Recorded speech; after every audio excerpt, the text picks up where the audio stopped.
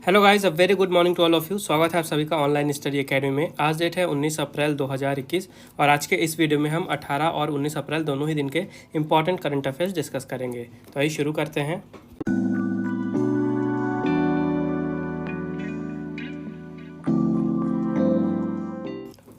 तो आज का पहला अपडेट है, world heritage day was observe on 18 अप्रैल। विश्व धरोहर दिवस 18 अप्रैल को मनाया गया। तो इस साल इसके लिए थीम रखी गई थी complex past diverse futures. Theme आपको याद रखनी है और हर साल 18 अप्रैल के दिन ये दिन मनाया जाता है और ये दिन को एक और नाम से जाना जाता है, ये है international day for monuments and sites. ये भी आपको याद रखना है। तो इस दिन लोगों के बीच में जागरूकता फैलाई जाती है कि जो धरोहर है या हेरिटेज है उनको संरक्षण करके उनका रखना चाहिए। जो हमारा कल्चर है, काफ़ी सारे कंट्रीज़ में और कम्युनिटीज़ का जो कल्चर है वो ख़त्म होता जा रहा है धीरे धीरे। तो ये बताया जा रहा है कि किस तरह से वो जो कल्चर है उसको प्रिजर्व करके रखें।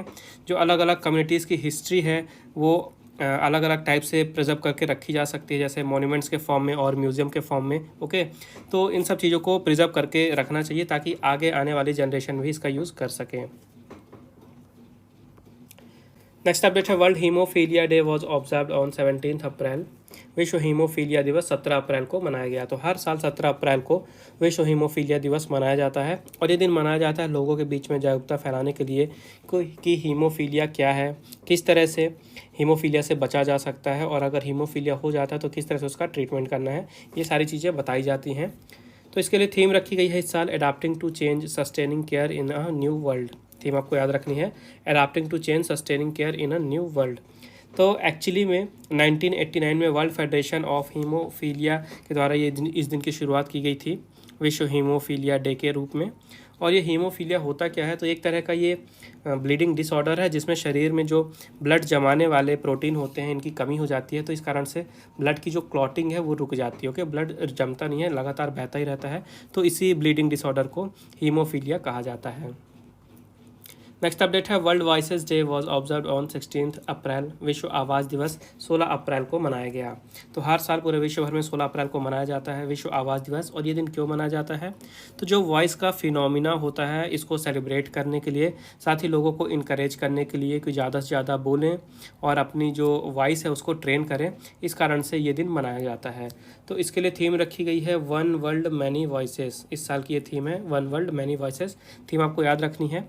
तो सबसे पहले 16 अप्रैल 1999 में इस दिन की शुरुआत हुई थी, तब ये ब्राज़ीलियन वॉइस डे के रूप में मनाया जाता था। उसके बाद 16 अप्रैल 2002 में इसे ब्राज़ीलियन वॉइस डे की जगह वर्ल्ड वॉइस डे के रूप में मनाया जाने लगा।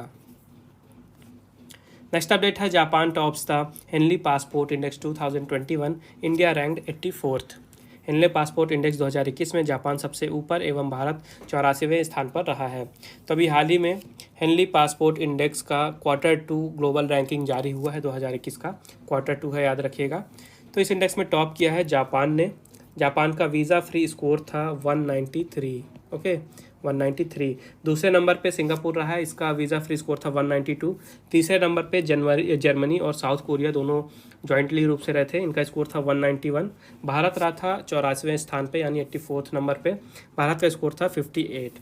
और ये वीज़ा फ्री स्कोर क्या होता है, वीज़ा फ्री स्कोर होता है, ये बताता है कि जो देश होते हैं कितने कंट्रीज़ में पहले से वीज़ा लिए बिना जा सकते हैं। जैसे भारत है तो इसका वीज़ा स्कोर 58 है। इसका मतलब ये है कि भारत के जो नागरिक हैं ये 58 देशों में पहले से वीज़ा लिए बिना जा सकते हैं, वहाँ उन्हें वीज़ा फ्री या ऑन द अराइवल वीज़ा मिलेगा। ओके, तो भारत के साथ 84th नंबर पे दो और कंट्री रही हैं, गैबोन और तजिकिस्तान।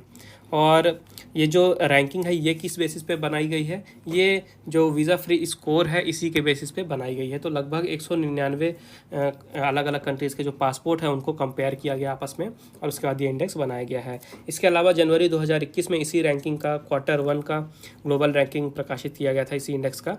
तो इसमें भारत 85th नंबर पर था और अब भारत आ गया है 84th में Q2 में। नेक्स्ट अपडेट है, Italy launches first ever mega food park and food processing unit in India. Italy ने भारत में पहला मेगा फूड पार्क और फूड प्रोसेसिंग यूनिट लॉन्च किया है। तो अभी हाल ही में इटली ने भारत में पहला मेगा फूड पार्क और फूड प्रोसेसिंग यूनिट इस्टेब्लिश किया है और ये पायलट प्रोजेक्ट है, पहला प्रोजेक्ट है। इसका नाम दिया गया है the mega food park. Okay, इसको लॉन्च किया गया है एक वर्चुअल प्लेटफॉर्म के द्वारा और इसका मेन एम क्या है, इसका मेन एम ये है कि जो एग्रीकल्चर की इंडस्ट्री है, एग्रीकल्चर का क्षेत्र है, वहाँ पे भारत और इटली दोनों ही देशों के बीच में जो संबंध है उसको आगे बढ़ाना, उसके साथ ही एग्रीकल्चर के क्षेत्र में रिसर्च और डेवलपमेंट का काम करना और नई नई टेक्नोलॉजी को खोजना दोनों ही देशों के द्वारा। तो इस कारण से इसे शुरू किया गया है। तो इटली की बात करें, यहाँ की कैपिटल है रोम, प्राइम मिनिस्टर है मारियो द्राघी और करेंसी है इटालियन लीरा। नेक्स्ट अपडेट है, ministry of tourism signs MOU with Cleartrip and EaseMyTrip. पर्यटन मंत्रालय ने क्लियर ट्रिप और ईज माई ट्रिप के साथ समझौता ज्ञापन पर हस्ताक्षर किए हैं। तो क्लियर ट्रिप और ईज माई ट्रिप तो आप सबने सुना होगा, ये एक ऑनलाइन ट्रैवल कंपनीज़ हैं, ओके, जिनके थ्रू आप अलग अलग टाइप के होटल्स वगैरह बुक कर सकते हैं ट्रैवलिंग के दौरान। तो अभी इन्हीं दोनों कंपनीज़ के साथ मिनिस्ट्री ऑफ टूरिज़्म ने एक MOU साइन किया है ताकि भारत में जो टूरिज़्म इंडस्ट्री है उसको बढ़ाया जा सके, उसका ग्रोथ किया जा सके, साथ ही जो हॉस्पिटैलिटी है इसको भी बूस्ट किया जा सके। तो जो क्लियर ट्रिप है, फ्लिपकार्ट बहुत ही जल्दी इसके 100% स्टेक ले लेगा, ओके, $40 मिलियन में फ्लिपकार्ट इसे खरीद लेगा। लेकिन जो क्लियर ट्रिप है ये एक सेपरेट ब्रांड की तरह ही ऑपरेट होता रहेगा। यहाँ के चेयरमैन है माइकल एबरहर्ड और हेडक्वार्टर है मुंबई में। जबकि ईज माई ट्रिप के CEO की बात करें तो यह है निशांत पिट्टी, हेडक्वार्टर है इसका नई दिल्ली में। और भारत में जो यूनियन मिनिस्टर हैं टूरिज़्म के, ये कौन है? ये हैं श्री प्रहलाद सिंह पटेल जी। इनकी कॉन्स्टिट्यूएंसी है दमोह, मध्य प्रदेश। नेक्स्ट अपडेट है, RBL bank partners with Mastercard to provide payment facility through pay by bank app. RBL bank ने पे बाई बैंक ऐप के माध्यम से भुगतान की सुविधा प्रदान करने के लिए मास्टर कार्ड के साथ साझेदारी की है। तो अभी हाल ही में RBL बैंक ने पार्टनरशिप की है मास्टर कार्ड के साथ, और इस पार्टनरशिप के तहत जो पे बाई बैंक है, इस ऐप का यूज़ करके जितने भी कस्टमर हैं RBL बैंक के, वो कॉन्टैक्टलेस मोड में ट्रांजैक्शन कर सकते हैं, चाहे वो स्टोर में हो और चाहे किसी ऑनलाइन प्लेटफॉर्म पे हो, ओके। तो मास्टर कार्ड का इसमें क्या यूज़ होगा? मास्टर कार्ड यहाँ पे अपने मर्चेंट्स प्रोवाइड करेगा, ये काम होगा मास्टर कार्ड का, ओके।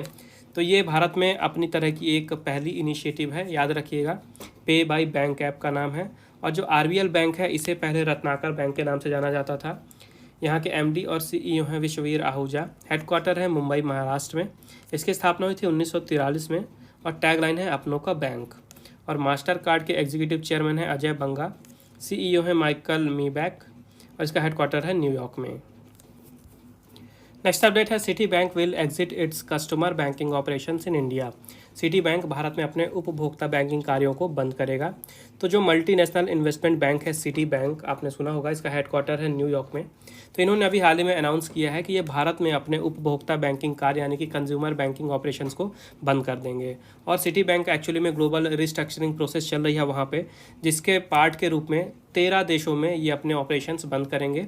13 देश हैं, Australia, Bahrain, China, India, Indonesia, Korea, Malaysia, Philippines, Poland, Russia, Taiwan, Thailand और वियतनाम। तो इन 13 देशों में जो सिटी बैंक है ये अपने कंज्यूमर बैंकिंग ऑपरेशंस बंद कर रहा है, भारत भी इनमें से एक है। तो जो सिटी बैंक है ये एक्चुअली में 1812 में शुरू किया गया था और ये न्यूयॉर्क का पहला नेशनल सिटी बैंक था। और जो सिटी बैंक की इंडिया की पार्ट है, सब्सिडरी है, इसकी बात करते हैं तो इसका हेडक्वार्टर है मुंबई में। भारत में शुरू हुआ था 1902 में और यहाँ के CEO हैं आशु खुल्लर। नेक्स्ट अपडेट है, India extends Nepalese ₹42.95 million grant assistance to Nepal. Bharat ने नेपाल को 42.95 मिलियन नेपाली रुपए की अनुदान सहायता प्रदान की है। तभी हाल ही में भारत ने नेपाल को 42.95 मिलियन नेपाली रुपए की सहायता प्रदान की है, यानी इंडियन करेंसी में बात करें तो ये है 2.69 करोड़ रुपीज़ की, ओके। और ये जो सहायता प्रदान की गई है ये क्यों प्रदान की गई है? तो एक्चुअली में नेपाल में जो उदयपुर डिस्ट्रिक्ट है वहाँ पे एक स्कूल बनाया जाएगा, तो उसी स्कूल की बिल्डिंग बनाने के लिए ये सहायता दी गई है। और कुछ ही दिनों पहले मैंने आपको बताया था कि भारत ने नेपाल को 800 करोड़ नेपाली रुपीज़ दिए थे, इसकी सहायता दी थी, लगभग 501 करोड़ इंडियन रुपीज़ की।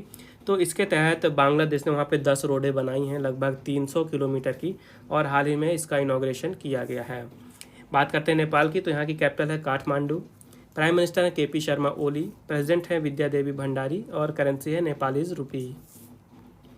नेक्स्ट अपडेट है, 8th India Kyrgyz joint special force exercise खंजर फ्लैग्स ऑफ। 8वीं इंडो किर्गिज संयुक्त विशेष बल अभ्यास खंजर शुरू हुई। तो अभी हाल ही में भारत और किर्गिस्तान के बीच में होने वाली स्पेशल फोर्स एक्सरसाइज, इसका नाम है खंजर, आपको नाम याद रखना है। इसका 8th एडिशन शुरू हुआ है। और कहाँ पे हो रही है ये? तो इस साल इस एक्सरसाइज का होस्ट है किर्गिस्तान। तो किर्गिस्तान की कैपिटल बिश्केक में ये एक्सरसाइज कराई जा रही है। तो 2011 से ये एक्सरसाइज शुरू की गई थी और 2 हफ्तों तक चलने वाली ये एक स्पेशल एक्सरसाइज है, जिसका मेन फोकस होता है कि जो माउंटेन एरिया होते हैं या जो हाई एल्टीट्यूड वाले एरिया होते हैं वहाँ पे वॉर की यानी युद्ध की प्रशिक्षण करना है, उनका एक्सरसाइज करना। ओके, तो जो किर्गिस्तान है यहाँ की कैपिटल है बिश्केक, प्रेसिडेंट हैं सादिर जापारोव और करेंसी है किर्गिस्तानी सोम। नेक्स्ट अपडेट है Ayushmann Khurrana appointed as Indian brand ambassador of Tecno. Tecno ने आयुष्मान खुराना को भारतीय ब्रांड एम्बेसडर के रूप में नियुक्त किया है। तो ये हैं बॉलीवुड स्टार आयुष्मान खुराना और हाल ही में टेक्नो ने इन्हें अपना भारत में ब्रांड एम्बेसडर नियुक्त किया है। टेक्नो एक ग्लोबल स्मार्टफोन ब्रांड है जो कि मोबाइल फ़ोन बनाती है और आयुष्मान खुराना को इन्होंने अपना इंडियन ब्रांड एम्बेसडर नियुक्त किया है। तो टेक्नो के सीईओ हैं अरिजीत तालपात्रा, हेडक्वार्टर है नोएडा में। नेक्स्ट अपडेट है Mirabai Chanu sets world record in clean and jerk eight Asian weightlifting championship. Mirabai Chanu ने एशियन वेटलिफ्टिंग चैंपियनशिप में क्लीन एंड जर्क में विश्व रिकॉर्ड बनाया है। तभी हाल ही में मीराबाई चानू ने विश्व रिकॉर्ड बनाया है कहाँ पे? एशियन वेटलिफ्टिंग चैंपियनशिप में। और ये जो चैंपियनशिप है ये कहाँ पे हो रही हैं? ये हो रही हैं ताशकेंट में, ये आपको याद रखना है। तो इन्होंने टोटल 49 किलोग्राम के कैटेगरी में ये वर्ल्ड रिकॉर्ड बनाया है और इन्होंने यहाँ पे ब्रॉन्ज मेडल जीता है। Okay, bronze medal. तो इन्होंने वर्ल्ड रिकॉर्ड बनाया कहाँ पे है? इन्होंने वर्ल्ड रिकॉर्ड बनाया है क्लीन एंड जर्क में। इन्होंने 119 किलोग्राम उठाया क्लीन एंड जर्क में और वहाँ पे इन्होंने ये वर्ल्ड रिकॉर्ड बनाया है। टोटल इन्होंने 205 किलोग्राम उठाए थे, जिसमें से 86 किलो जो है ये स्नैच में था और 119 किलो ये क्लीन एंड जर्क में था। ओके, और याद रखिएगा चैंपियनशिप जो है ये ताशकेंट में ऑर्गेनाइज कराई जा रही है। नेक्स्ट अपडेट है world table tennis championships 2021 will be hosted by Houston. विश्व टेबल टेनिस चैंपियनशिप 2021 की मेजबानी ह्यूस्टन करेगा। तो ह्यूस्टन यूएसए में है और हाल ही में जो ITTF है, इंटरनेशनल टेबल टेनिस फेडरेशन, जो कि all over the world table tennis की गवर्निंग बॉडी है, इन्होंने अनाउंस किया है कि ह्यूस्टन 2021 में होने वाले वर्ल्ड टेबल टेनिस चैंपियनशिप की मेजबानी करेगा। ओके, तो आपको याद रखना है नाम ह्यूस्टन, और ये पहली बार हो रहा है जब यूएसए टेबल टेनिस के टूर्नामेंट की मेजबानी करेगा। तो ये जो टूर्नामेंट है ये 23 नवंबर से 29 नवंबर तक होगा इसी साल। तो जो ITTF है, इंटरनेशनल टेबल टेनिस फेडरेशन, इसकी स्थापना हुई थी 1926 में। हेडक्वार्टर इसका लॉजेन स्विट्जरलैंड में। मेंबर्स की बात करें तो 226 मेंबर हैं और प्रेसिडेंट है थॉमस वीकर्ट।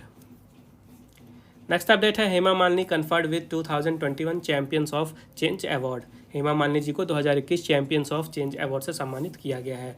तो ये है बॉलीवुड वेटरन एक्ट्रेस और साथ ही member of parliament Hema Malini ji, और हाल ही में इन्हें 2021 के चैंपियंस ऑफ चेंज अवार्ड से सम्मानित किया गया है। और इन्हें ये अवार्ड दिया क्यों गया है? तो इन्हें ये अवार्ड दिया गया है इनके कंट्रीब्यूशन के लिए जो कि इन्होंने भारतीय सिनेमा के लिए किया, साथ ही जो इन्होंने अपनी कंस्टिट्यूंसी मथुरा में as a member of parliament वहाँ पे अच्छे काम किए हैं, सोसाइटी के लिए आउटस्टैंडिंग कंट्रीब्यूशन दिया है। तो इन्हीं सब चीज़ों के लिए इन्हें ये अवार्ड दिया गया है। नेक्स्ट अपडेट है director Roberto Benigni will receive the lifetime achievement award. निर्देशक रॉबर्टो बेनिग्नी को लाइफ टाइम अचीवमेंट पुरस्कार से सम्मानित किया जाएगा। तो ये हैं रॉबर्टो बेनिग्नी और ये डायरेक्टर हैं यानी निर्देशक हैं, ऑस्कर विजेता रह चुके हैं ये, और हाल ही में जो सितंबर 1 से सितंबर 11, 2021 में इवेंट होने वाला है वेनिस इंटरनेशनल फिल्म फेस्टिवल, जो कि 78th एडिशन होगा इस साल। तो यहाँ पे इन्हें लाइफ टाइम अचीवमेंट अवार्ड से सम्मानित किया जाएगा। ओके, तो ये जो फिल्म मेकर हैं इन्हें ऑस्कर मिला था 1997 में, इनकी फिल्म थी लाइफ इज़ ब्यूटीफुल। तो इस फिल्म को बेस्ट एक्टर के लिए और साथ ही बेस्ट इंटरनेशनल फीचर फिल्म के लिए ऑस्कर अवार्ड दिया गया था। तो ये थे आज के important current affairs. I hope आपको यूजफुल लगे होंगे। वीडियो पसंद आई है तो वीडियो को लाइक ज़रूर करें, शेयर करें ज़्यादा से ज़्यादा दोस्तों के साथ, चैनल को सब्सक्राइब करना ना भूलें। नोटिफिकेशन आपको मिलती रहे इसलिए मेक श्योर बेल आइकन जरूर दबाइएगा, और PDF की लिंक मैंने नीचे डिस्क्रिप्शन में दे दी है, आप वहाँ से डाउनलोड कर सकते हैं। तो फिर मिलते हैं कल कुछ नए करंट अफेयर्स के साथ, तब तक के लिए take care and thank you guys.